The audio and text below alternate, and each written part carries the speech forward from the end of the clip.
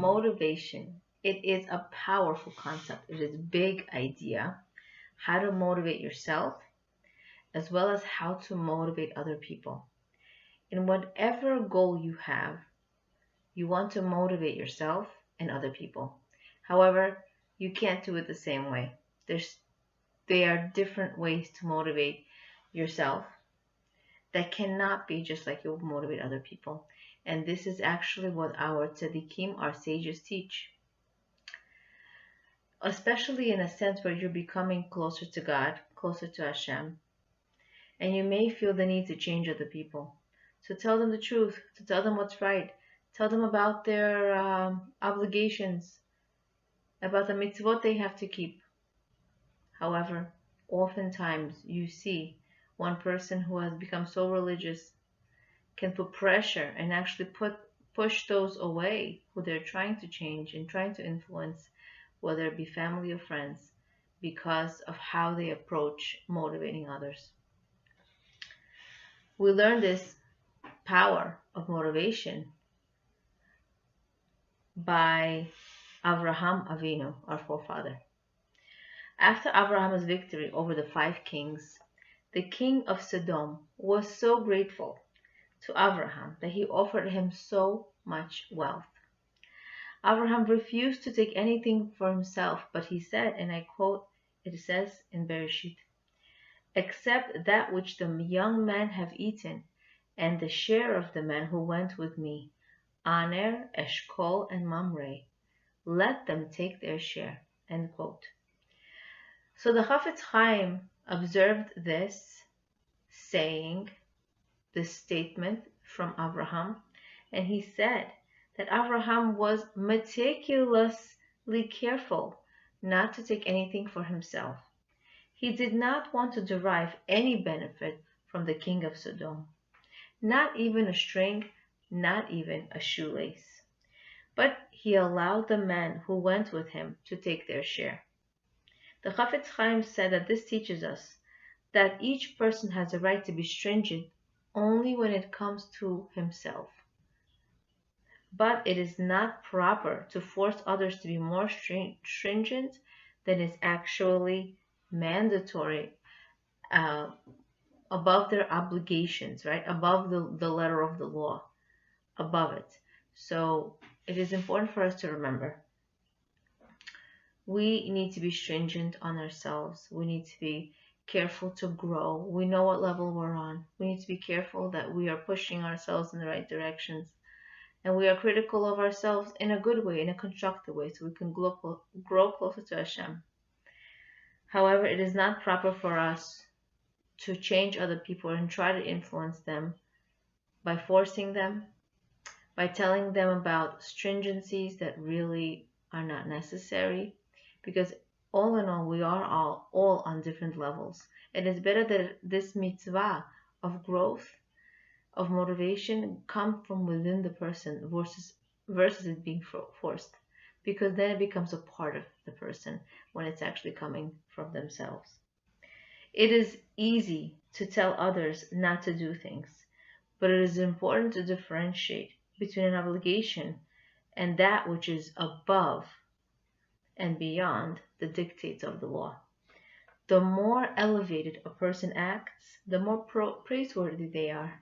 It's all about how we observe people, the example that they are.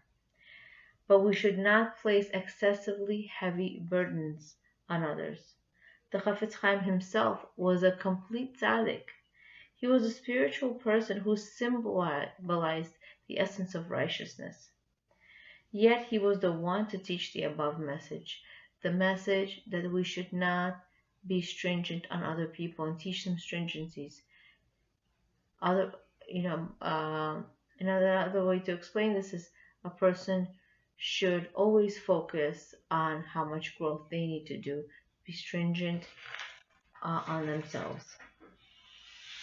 Okay, so it's important for us to remember this because oftentimes we become observant, we become close to Hashem, and we see situations where parents are being taught by their children on how to do things and what to do, and they're wrong.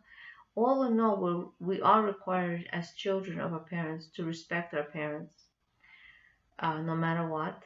We're not here to change them. We're here to influence them positively, hopefully motivate them, encourage them to go in the right direction as well. However, it is not a child's job to dictate to a parent what they should be doing, right? It should always be by example. It should always be through warmth and um, through doing their best to show how a person changes through time by working only on themselves and focusing on themselves. So this especially we need to remember as children, older children growing and becoming more observant, as well as between siblings, and of course with other people. It is important for us to know what is an obligation for us to explain to those who are less observant, let's say, versus um, versus otherwise. So we really need to know the art of communication, and we need to be careful. It's not easy. It's not easy. It's better really to be especially careful with how we influence other people, because we could actually do the opposite. We could actually push them away instead, and that's not what we want. We want them to be closer to Hashem, and this is a big message to students, to children of parents. It's important for us to know that we need to be respectful, because the price we pay for disrespecting our parents is way, way out there, and we should do it through love and respect and acceptance. Okay, so how do we motivate ourselves? How do we motivate other people? The other people we motivate by being less stringent on them and ourselves being more stringent, as well as knowing that nobody really determines your destiny except Hashem, and we could actually turn our destiny around by efforts and by prayer. We should know that trust in Hashem frees a person from fear of negative predictions. It says in Bereshit, and Hashem took Abraham outside and he said to him, so too will be your descendants. End quote. So Rashi cites the Talmudic statement that Hashem told Abraham to discount the effects of astrological influence. In other words, no matter what the astrologers say, no matter what the stars say about your future, it is not set in stone. It's not in their hands. Even if there's a sign in the stars that says you won't have children and you will rise above this and you could merit to have children. The Talmud states that there is no mazal for Israelites. In other words, for the Jewish people, there's no such thing as destiny. You can change your destiny. You can overcome nature. You can be more. You can change your destiny through personal effort as well as personal prayer. The Jewish people need not fear any negative predictions to the stars. Some people become envious if someone predicts a negative future for themselves and better for other people, or they become so negative if they have such a bad future for them, and they know this through astrology, through palm reading or card reading, right? So it is important for us to know that trust in Hashem and awareness of His unlimited power will free a person from any fears of such predictions. In other words, we need to trust Hashem, we need to love Hashem, we need to let ourselves know that HaKadosh Baruch Hu can do anything for us. All we need to do is want. We need to try. You express with all your heart that you don't want this type of future, that you don't want this type of blueprint of life.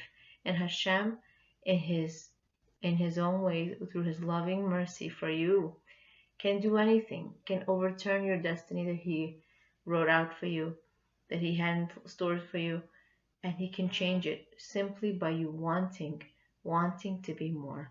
So motivating others, we're trying not to be stringent, more stringent on ourselves, and motivating ourselves by telling ourselves that our destiny is in the hands of Hashem, and we could change His mind whenever we want, simply by wanting and praying and trying. Leah, Abramov, being unbecoming. We're appreciating the insights of Rabbi Zelik Pliskin on Parshas Lech Lecha in Growth Through Torah. Leah Abramov, being unbecoming. Awakening awareness of your greatness and potential.